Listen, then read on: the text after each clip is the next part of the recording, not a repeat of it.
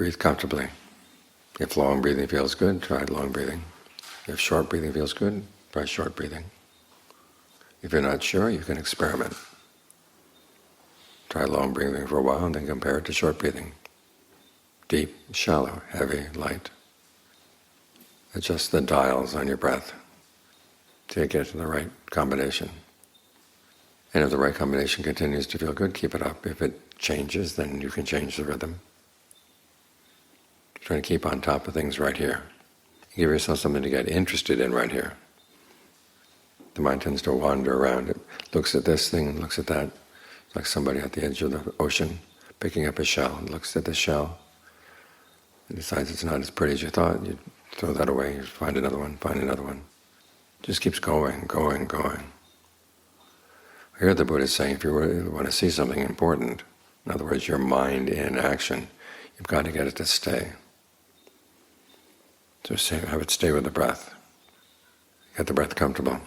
And you begin to see the mind a lot more clearly. Of course, the first thing you'll see is that its impulse to move on. You have to say, no, we're working on something more important here. We're working on a skill, the skill of staying. The mind is really good at traveling. It creates little worlds, goes into those worlds, takes them as far as they can go in. It's like getting into a bubble. And the bubble floats for a while, and then it bursts. And then you make another one, get into that one. This is something it's really good at.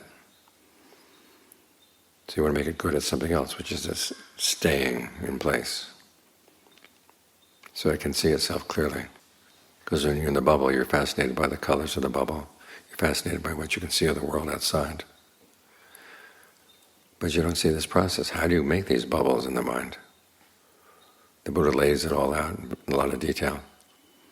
And where did he get that knowledge? From observing his mind as it was quiet, as it was still, as it stayed in place.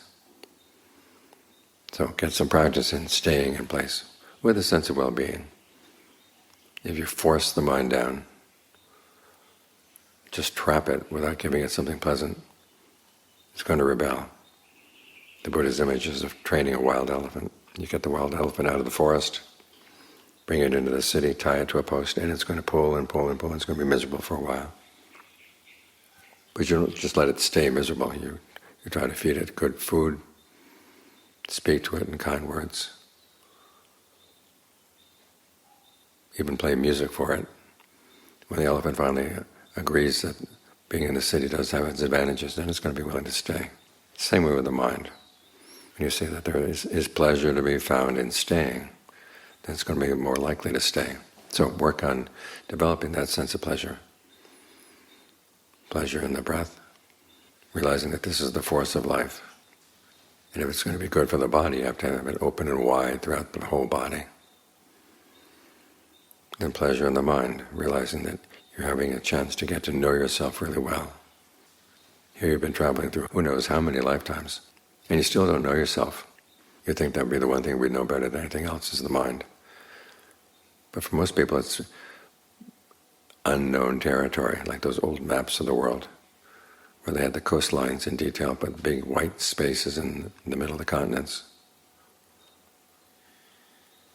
We know the fringes of our minds, the edges of our minds, but we don't really know what's going on deeper inside, unless we can get them to settle down and stay in place where we can watch them.